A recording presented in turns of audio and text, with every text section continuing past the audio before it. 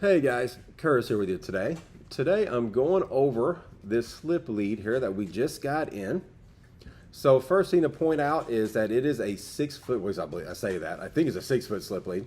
It does seem a little bit longer than most of them I use. I tend to lean more towards the shorter ones, but this is a little bit longer. Kind of the idea of using a longer leash would be for a short dog. So a Chihuahua, a Dachshund, something along those lines, a smaller dog that's going to be basically further away from you because they're closer to the ground. If your leash is too short, you're going to be kind of struggling with that one. So if you have a leash this long on a large dog, like a German Shepherd or something like that, you kind of have a little bit more leash than what you really need. But perfect for a small dog. And even the material itself, or the leash itself, is thin. It's thinner than most of them that I used. Let me kind of hold that there so you can kind of see it. Again, ideal for a smaller dog. That way you don't have a big fat leash or trying to wrap around their little small short neck.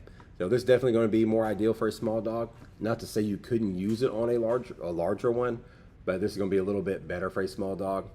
As far as some of the safety features here, first I'm going to point out the handle itself.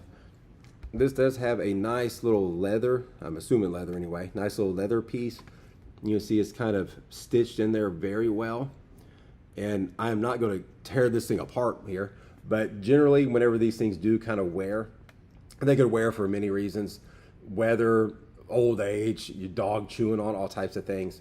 But generally when these things do come off, most leashes, if not every leash I can really remember seeing, the actual leash itself is generally kind of glued right here. So even if this part does come off, it's generally pretty safe. It's not just, the handle's not just going to malfunction on you. But that's generally an extra little safety precaution though, just to have that leather strip, you know, kind of knitted on there. The material of this is kind of almost slick. It doesn't really necessarily feel like a fabric. I mean, it is a fabric, but it's not like a soft cottony material. It has more of a bungee cord consistency to it. It doesn't give and stretch like that, but the actual texture of it kind of reminds me of a bungee cord.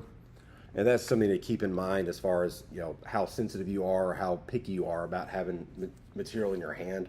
You know, this is going to feel a little bit different than a cotton one would. Coming up to this side here, we have that same little kind of extra layer of safety, just a little leather piece kind of stitched to this just to help hold everything together. On this part right here, this is just basically something you can move up and down. The purpose of doing that is if you were to put this around your dog's neck, let's say my hand was your dog's neck here, whenever you pull it too, if you don't pull this down right here, anytime your dog is not pulling on the leash, this will naturally develop a little bit of slack. If it's hanging like this and your dog decides to back up on you, their head's gonna pop right out. So by pulling this little piece down kind of snug, and you want it snug, not choking your dog snug, but definitely up here. You see here, I still have a little bit of give right there, a little bit of room. That way, again, if this was a dog's neck, they can still breathe comfortably here. But if there's no tension on the leash and their dog's just kind of flopping around or doing what they're doing down there, this doesn't just loosen up to the point that your dog's head can just fall out. And even as far as the basic mechanics of this leash, if you have a dog that's a little bit stubborn or maybe nervous even, they just decide they want to sit down middle of the street and not go. If there's traffic coming, that's not really time to train your dog. It's just about safety. You got to move your dog out of the intersection. And if that's the case and you have this leash on, you can pull as hard as you need to, and this will tighten. So that way, again, if this is your dog's head, it's not going to, your head's not going to pop out of this thing. The harder you pull, the tighter it gets. Whereas if you were trying to do that same thing with your normal everyday kind of flat collar that sits on their neck, you try to pull your dog out of an intersection, it's going to look a little bit more like this. You know, wiggle, wiggle, pops out. And now you have a dog sitting middle of the road, leash in your hand. But so that's a very, very good safety part of this leash. Again, the harder you pull, the tighter it gets. That way your dog's head just won't pop out of this. Again, you have this little safety part here. You kind of tighten that up again to keep it from just flopping around when your dog's not pulling on the leash. So all in all, a very high quality leash.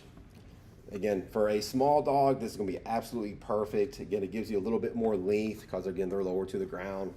Larger dog, maybe you're going to have a little bit more leash than what you actually need.